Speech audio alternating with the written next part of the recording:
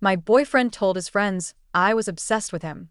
To teach me a lesson, he made out with his ex-girlfriend at a party while his friends filmed my reaction and chanted, "She deserved it."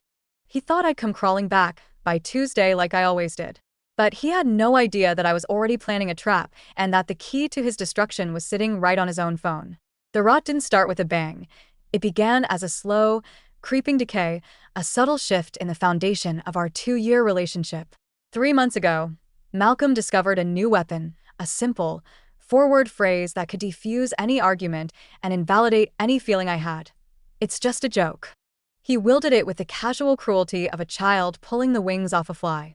The first time was in September. We were at a friend's bonfire, and I watched him spend 20 minutes locked in a deep, flirty conversation with a girl from his econ class. He was leaning in close, laughing a little too loudly, his hand resting on the small of her back. When I quietly asked him later on the drive home if he could maybe tone that down, he just laughed. It was a hollow, dismissive sound that made my stomach clench. He turned to me, a smirk playing on his lips, and said, "Babe, don't be so obsessed with me." The next day, he recounted the story to his friends, his loyal triumvirate of enablers, Dean, Randall, and Curtis. They found it absolutely hilarious. From that day on, I was branded obsessed, clingy. The words would be dropped into conversation with surgical precision whenever I was around, always followed by a knowing chuckle that was meant to feel inclusive, but was designed to isolate.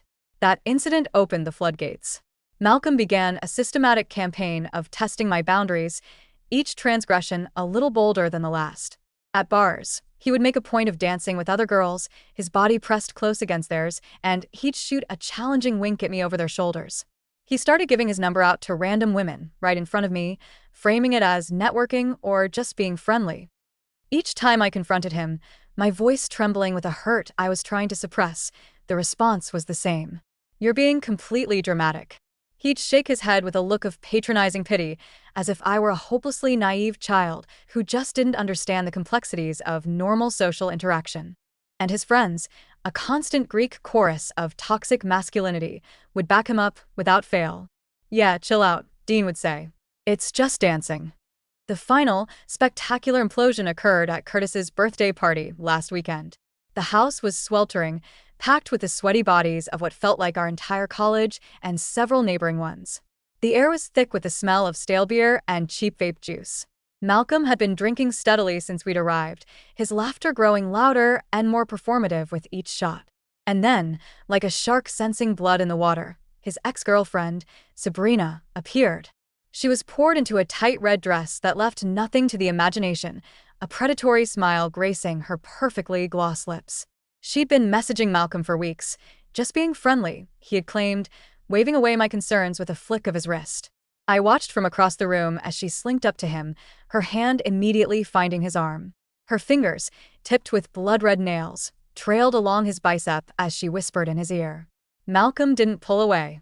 Instead, he kept glancing over at me, a triumphant, cruel smirk on his face. This was a performance, and I was the intended audience. I saw his friends, Dean and Randall, position themselves a few feet away, their phones held up, not even trying to be subtle. They were here to document the punchline. For hours, I was a ghost. Malcolm bought Sabrina an endless stream of drinks, his body a constant wall between me and them. Every time I tried to join their conversation, to assert my presence, he would physically turn his back on me or abruptly change the subject, leaving me standing awkwardly on the periphery. The humiliation was a physical thing, a hot flush that crept up my neck. Around 11, fueled by a potent cocktail of liquor and arrogance, Malcolm made his final move. He grabbed Sabrina by the waist, his hands splayed across the red fabric of her dress, and pulled her flesh against him. He didn't just kiss her, he devoured her, a sloppy, open-mouthed kiss with a shocking amount of tongue, his hands gripping her hips as if he were staking a claim. It went on for what felt like an eternity, at least 30 seconds of grotesque, public betrayal. And as if on cue, Dean and Randall began to chant, their voices cutting through the party's din. "She deserved it. She deserved it." They yelled it over and over, pointing their cameras directly at me, their faces alight with malicious glee. The party, which had been a chaotic swirl of disconnected conversations, ground to a halt. Heads turned. A circle of spectators formed around us. Some of them laughed, their faces indistinct blurs of amusement. Others looked deeply uncomfortable, but they were silent, their inaction a form of complicity. Malcolm finally pulled away from Sabrina, his lips wet, and stared straight at me, his eyes shining with a perverse victory. "Just a joke, babe," he called out, his voice slurring as he grinned. Sabrina giggled, a high, tinkling sound that grated on my nerves, and whispered something else in his ear. He nodded, squeezing her waist possessively one more time. That was it. The final straw. I turned and walked away, a strange, numb calm settling over me. The crowd parted for me like the Red Sea, their stares burning into my back. I didn't run. I walked with a deliberate, steady pace toward the front door. Before I even reached my car, my phone began to buzz, a frantic, insistent vibration against my leg. Text after text illuminated the screen. A relentless assault from Malcolm.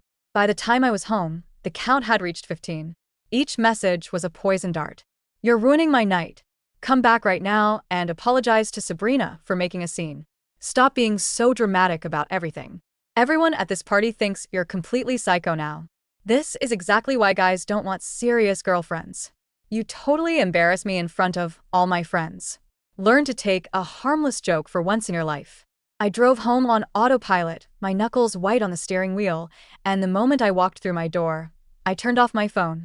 The silence was a relief, a balm on my raw nerves. When I dared to turn it back on Sunday morning, a fresh wave of humiliation washed over me. Malcolm had documented the rest of his joke on Instagram. 6 stories, posted between midnight and 3 a.m. grainy videos of him grinding on a series of random girls at the party. Close-up shots of their bodies pressed against his. And the captions, each one a deliberate twist of the knife. "This is what happens when you try to control me.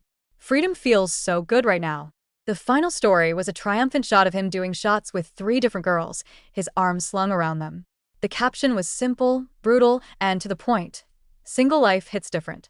He had tagged Dean, Randall, and Curtis in every single post, ensuring his accomplices received credit for their work. The night wasn't over. At 3 a.m. Sunday morning, a thunderous pounding on my apartment door jolted me from a restless sleep. It was Malcolm. He hammered on the door for 5 solid minutes, yelling my name, his voice a drunken roar that undoubtedly woke up my entire floor. When I finally, foolishly, opened the door, the stench of him hit me like a physical blow, a toxic combination of stale alcohol, cigarettes, and a cheap, cloying mix of multiple perfumes. His shirt was a wrinkled mess, stained with something dark. His hair was a chaotic tangle. He swayed in my doorway, a pathetic wreck of a man. "You're a psycho girlfriend," he slurred, pointing an unsteady finger at me. "Every guy cheats on their girl eventually. At least I did it to your face instead of sneaking around behind your back like some coward." The logic was so warped, so profoundly self-serving, that it was almost breathtaking. I told him to leave, my voice a low, dangerous command. He just laughed, leaning his weight against the doorframe. "You'll forgive me by Tuesday," he said with absolute certainty, his eyes glazed but smug. "Like you always do. Remember when I made out with your sister's friend at Christmas? You got over that real quick, didn't you?" Then he stumbled away, leaving me shaking in the doorway as he fumbled with his car keys and drove off into the night. On Monday afternoon, the gaslighting continued, this time from his disciples. A private message from Dean appeared on my Instagram. "You're way too uptight about everything," it read. "Malcolm was teaching you an important lesson about trust and boundaries. You should be grateful he cares enough to help you grow as a person." I read the message twice, the sheer, unadulterated audacity of it leaving me speechless. I closed the app. 20 minutes later, my phone pinged again. This time, it was from an unexpected ally, Celeste, Curtis's girlfriend. She had seen the boys' group chat on his phone and, disgusted, had taken screenshots. She forwarded me 23 of them, a digital paper trail of their depravity. The conversation, which had started Sunday night, was a victory lap. Malcolm was bragging, his words dripping with smug satisfaction. "She'll come crawling back like always. They all do when you show them who's really the boss." Randall had replied with a string of crying laughing emojis. Curtis had chimed in with a supportive savage move. Bro Dean, the amateur psychologist, had added, "She definitely needed that reality check." Then came the piece de resistance, a shirtless photo of Malcolm in bed, his hair artfully messy, with a caption, "Single life is treating me incredibly well already." More laughing emojis followed. I scrolled through the screenshots, a cold, hard fury solidifying in my chest. Malcolm thought he had me all figured out. He saw me as the same naive, insecure girl I was 2 years ago, the girl who had apologized after he started our first fight, the girl who had blamed herself when he'd made a cruel joke about my weight in front of his entire family last Christmas. He was probably out celebrating with his friends right now, toasting to his victory, to the successful taming of his psycho girlfriend. He had no idea what was coming. He thought he knew who I was, but he was about to meet the woman he had created. Malcolm's prediction that I would come crawling back by Tuesday was, to put it mildly, inaccurate. Tuesday came and went in a shroud of absolute silence. I didn't text him. I didn't call him. I didn't even succumb to the toxic temptation of checking his social media. I had entered a state of cryogenic rage, preserving my energy for what was to come. Apparently, my silence was a variable his ego hadn't accounted for because it caused a complete system failure in his brain. By Wednesday morning, my phone's call log was a monument to his spiraling desperation, 17 missed calls and 43 text messages. The messages were a masterclass in manipulative narcissism, beginning with a tone of casual condescension. "Hey babe, you're being really immature about this whole thing." As the hours ticked by with no response, the tone shifted to one of aggrieved impatience. "I know you're reading these messages. Why are you ignoring me when I'm trying to fix this? This silent treatment thing is getting really old." By Thursday, he was in the throes of a full-blown textual meltdown. "I can't believe you're actually going to throw away 2 years over one harmless joke. Sabrina meant absolutely nothing to me, you have to know that. I was drunk and my friends were egging me on. You know how they get." The constant, relentless branding of his calculated cruelty as a joke was what truly staggered me. As if a public, videotaped makeout session with his ex, complete with a chanting squad, was just a hilarious prank that I, the ungrateful recipient, should have appreciated. The sheer, unmitigated audacity of the man was a spectacle to behold. On Friday afternoon, he escalated his campaign by breaching my professional defenses. He showed up at my workplace. My coworker, Miranda, found me in the break room, her eyes wide. "There's a guy in the lobby asking for you," she whispered. "He looks really agitated." I peeked around the corner. There he was, pacing the length of the lobby like a caged animal, running his hands through his hair in that frantic way he did when he was stressed. I took a deep breath, girded my loins, and walked out. His face lit up with a wave of relief, the expression of a man who was certain his ordeal was finally over. "Thank God," he said, rushing toward me. "I've been trying to reach you for days. We need to talk about this situation and figure out how to move forward together." I stopped a few feet away from him, crossing my arms. "We can talk right here," I said, my voice cool and even. "Since you're so fond of public spectacles." His smile vanished. "Don't be like this," he hissed, his eyes darting around the lobby, which was now filled with the curious gazes of my coworkers. "You're being really unfair. I came here to apologize and work things out like adults." "Okay," I said. "Apologize." I waited. And then he said it. The words that confirmed every decision I had made.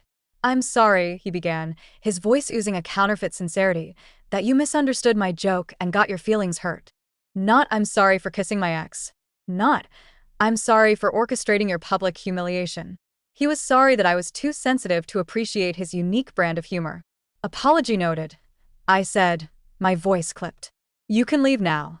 His voice rose, a note of indignant anger creeping in. "You're being completely unreasonable. You're making this whole thing way bigger than it needs to be. Every couple goes through stuff like this. It's called growing together, learning to trust each other." Miranda was now openly staring from behind the reception desk, as was half the marketing department. Malcolm finally noticed the sea of eyes on him and lowered his voice to a conspiratorial whisper. He stepped closer, invading my personal space. "I'm not leaving," he said, his jaw tight, "until we work this out properly."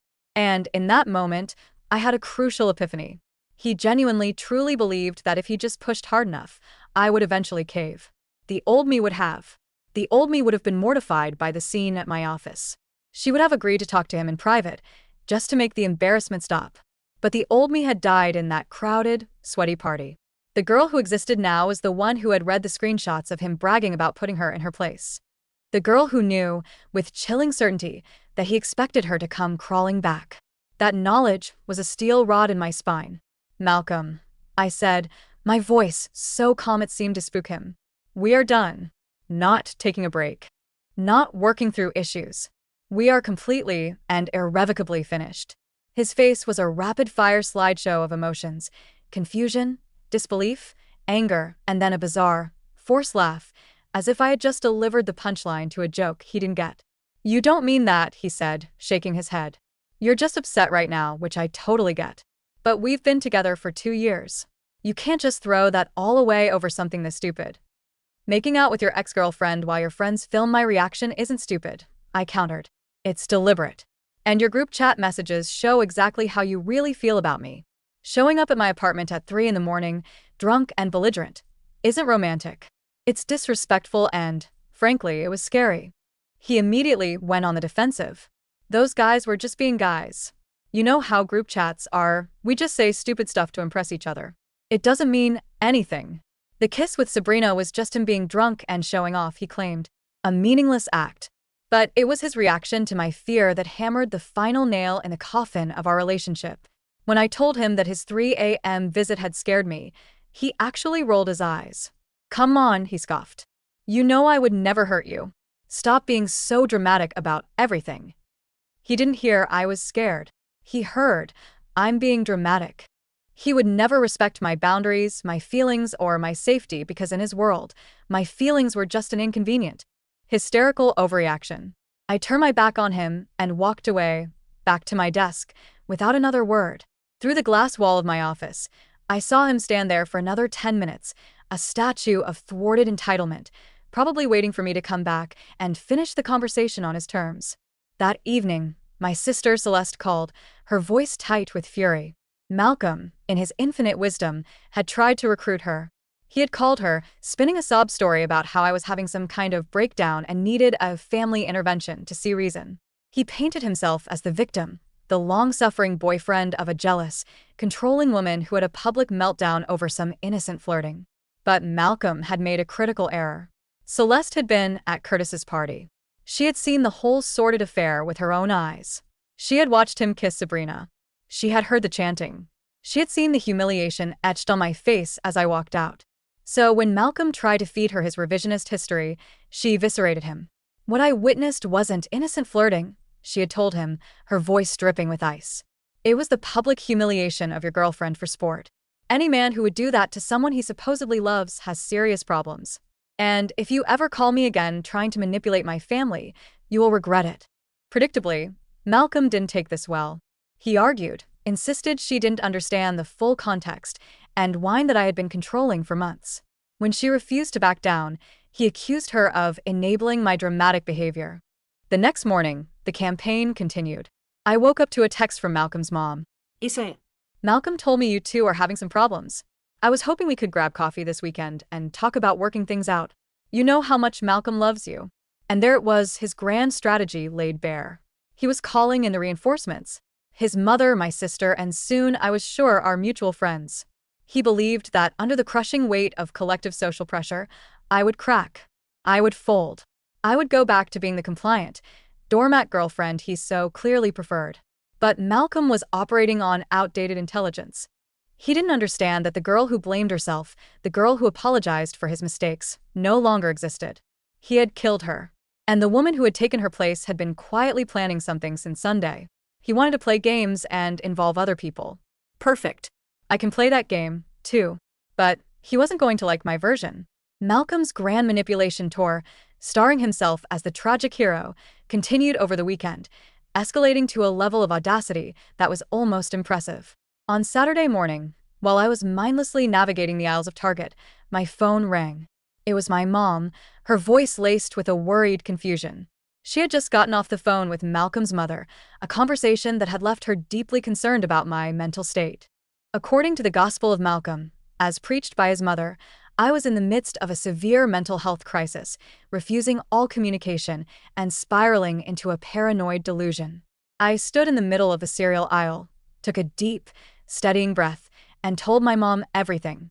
The months of escalating jokes, the calculated cruelty of the party, the kiss, the filming, and the damning evidence of the group chat messages. As she listened, Her worried silence transformed into a low simmer of maternal rage. She told me that Malcolm's mom had painted a picture of me as an unhinged, jealousy-fueled harpy who had a public breakdown over innocent socializing and was now punishing her poor, heartbroken son with a silent treatment. Without another word, my mom ended our call and immediately dialed Malcolm's mother back. She put the call on speakerphone, and I listened, frozen in place, as the battle of the matriarchs commenced. Malcolm's mom began with a syrupy sweet performance of concern for my emotional fragility, lamenting how devastated Malcolm was. My mom, having no time for such nonsense, cut her off. She laid out the facts of what had actually happened at the party, her voice a cold, hard instrument of truth. The public humiliation. The deliberate, passionate kiss.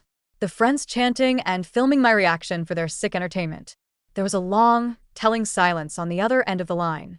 Then, Malcolm's mom said, "Well, that's not the story Malcolm told us at all."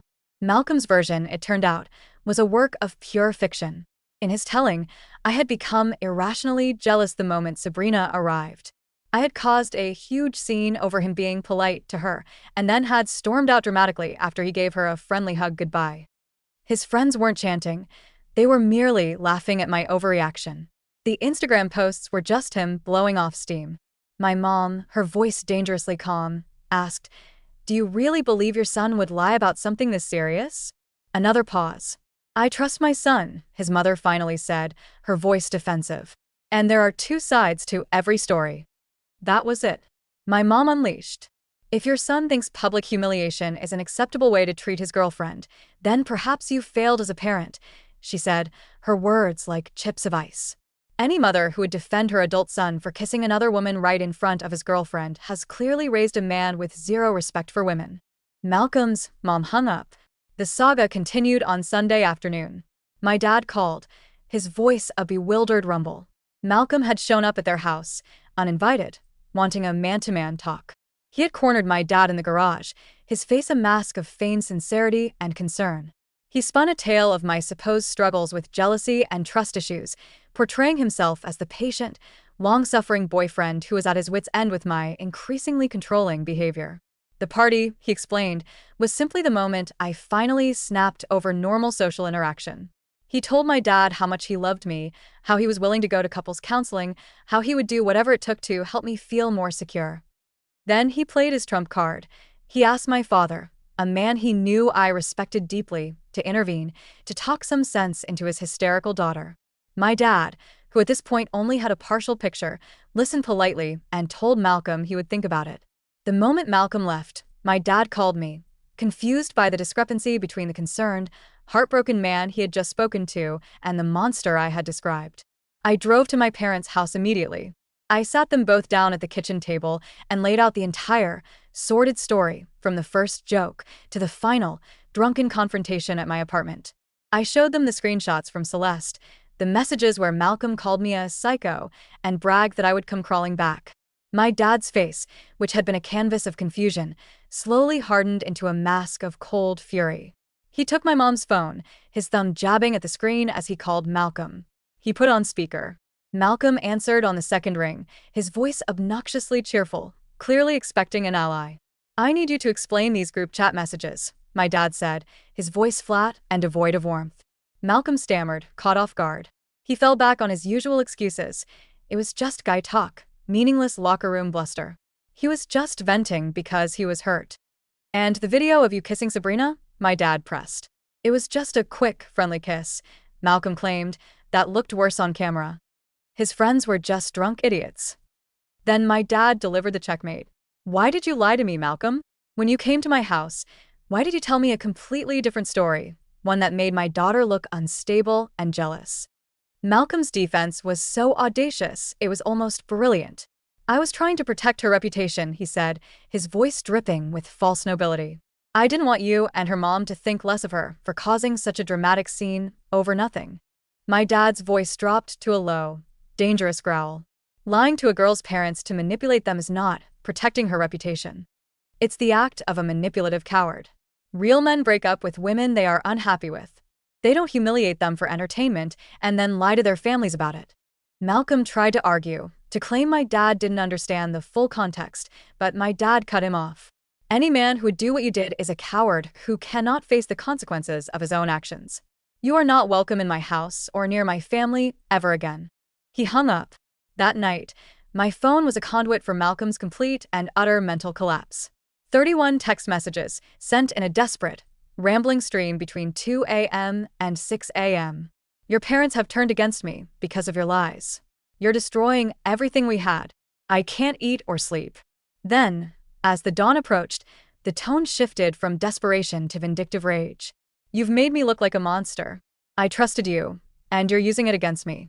2 years of my life wasted because you can't forgive one mistake." The final message was a chilling promise. "I'm not giving up on us, no matter what you do." On Wednesday evening, he made good on that promise.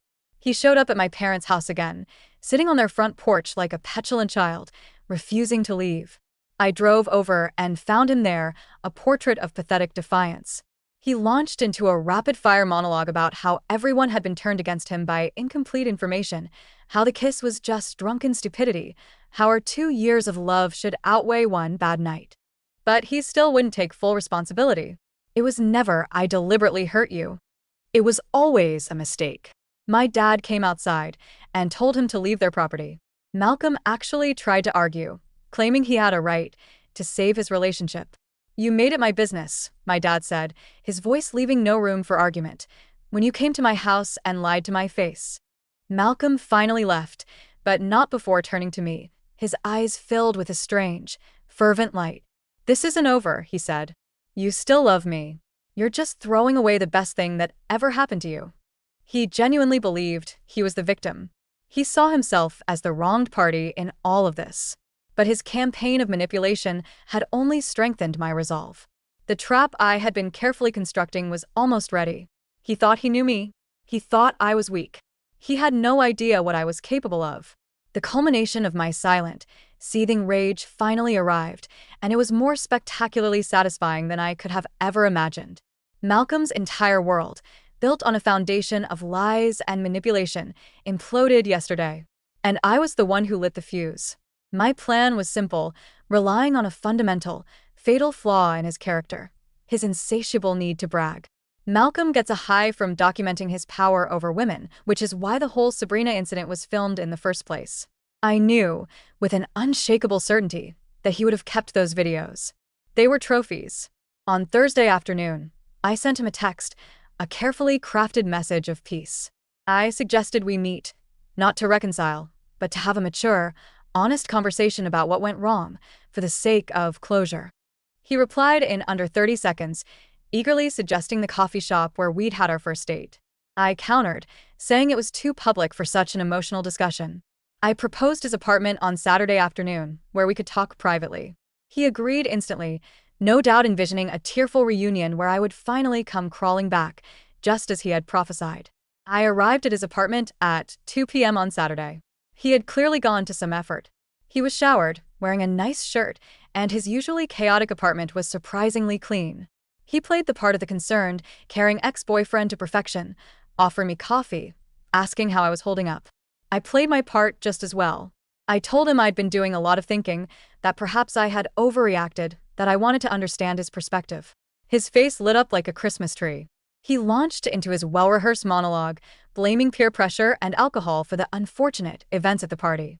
Kissing Sabrina, he explained, was a moment of stupid, drunken showboating, not a deliberate betrayal. I nodded along, feigning sympathy, asking follow-up questions that encouraged him to elaborate. What exactly were your friends saying? How did the kiss even start? He warmed to his subject, his narrative growing more detailed, feeling he was finally making me see reason. He explained how Dean and Randall had been relentlessly teasing him, calling him whipped, daring him to prove he wasn't afraid of me. Then, he offered up a crucial piece of information I hadn't known. The entire thing had been a setup. Dean had texted Sabrina earlier in the week, inviting her to the party, with the express purpose of antagonizing me. They thought it would be hilarious to see how I would react. I widened my eyes, performing a convincing imitation of shock and hurt. "Why would you go along with a plan designed to humiliate me?" I asked, my voice trembling slightly. He got defensive, claiming he didn't know about Dean's master plan until that night, and by then, he was too drunk to think clearly. He felt trapped, You see, between disappointing his friends and disappointing me. So he made a split-second decision he immediately regretted. I appreciate your honesty, I said, my voice soft.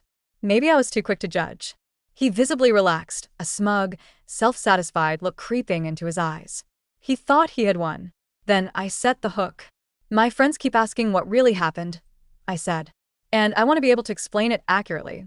Do you still have any videos from the party? It might help me understand exactly what you were seeing. He hesitated, but his ego and his belief in my gullibility got the better of him. He admitted he had clips his friends had sent him, but claimed they were too painful to watch. Could we watch them together? I asked, my voice full of faux vulnerability. So I can understand your experience better? He wavered, then agreed. He pulled out his phone and opened his photo gallery. There they were. At least 15 videos. And they were so much worse than I remembered. There were clips of him dancing with other girls, with Dean and Randall providing a running commentary in the background about testing my limits. There were videos of him with Sabrina, groping her, whispering in her ear while staring directly at me. You could hear his friends laughing. She looks so pissed. This is amazing. The kiss video was the centerpiece of his collection, a grotesque spectacle of his aggressive, passionate betrayal, complete with the "she deserved it" chant. But there was more. A video taken after I had left. Malcolm and Sabrina, making out again, this time more intensely, his hands up her dress as she was pressed against a wall. Randall's voice could be heard, clear as a bell. Post this. She needs to see what she's missing. As we watched, Malcolm kept up a pathetic running commentary of excuses. It looks worse on camera. I was so drunk. The guys were just being stupid. When the last video finished, I looked at him, my face a blank mask. Those videos, I said, my voice dangerously quiet, show deliberate, calculated cruelty. There is no amount of alcohol or peer pressure in the world that excuses that. He immediately started backtracking, claiming I was misinterpreting the context. I appreciate you showing me these, I said, cutting him off. Now I have a complete picture of what really happened.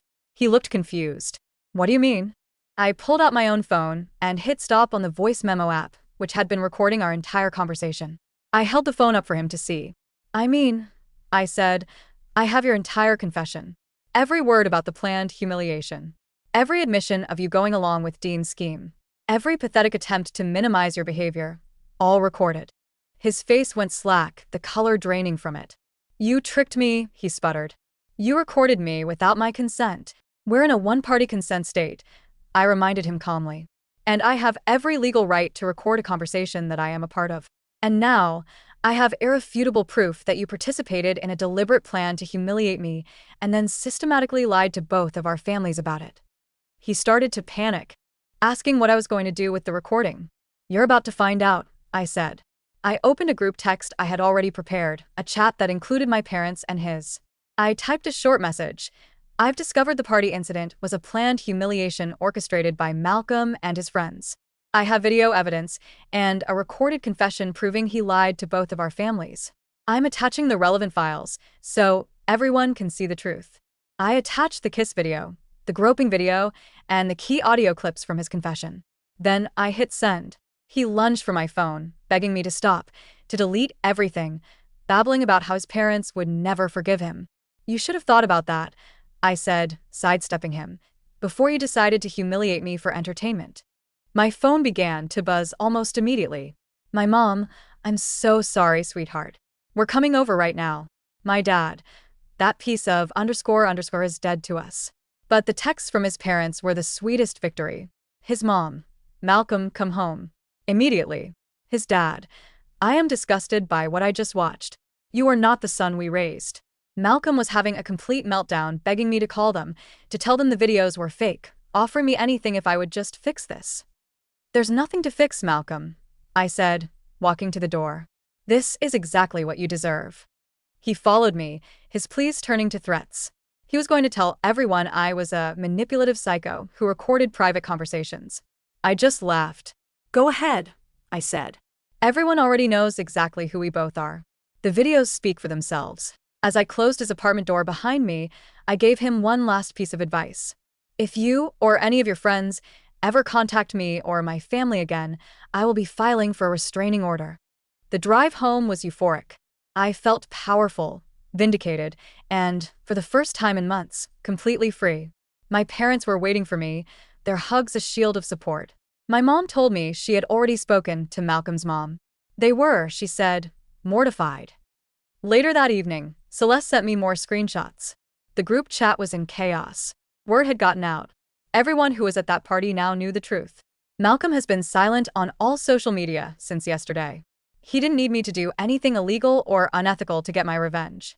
I just gave him enough rope, and he gleefully hung himself with it. He destroyed his own life, simply by being himself. He thought he could put me in my place. And he did. My place is here, on the other side of his toxicity, stronger and smarter than ever before. His place is in the wreckage of the life he blew up, all for a joke.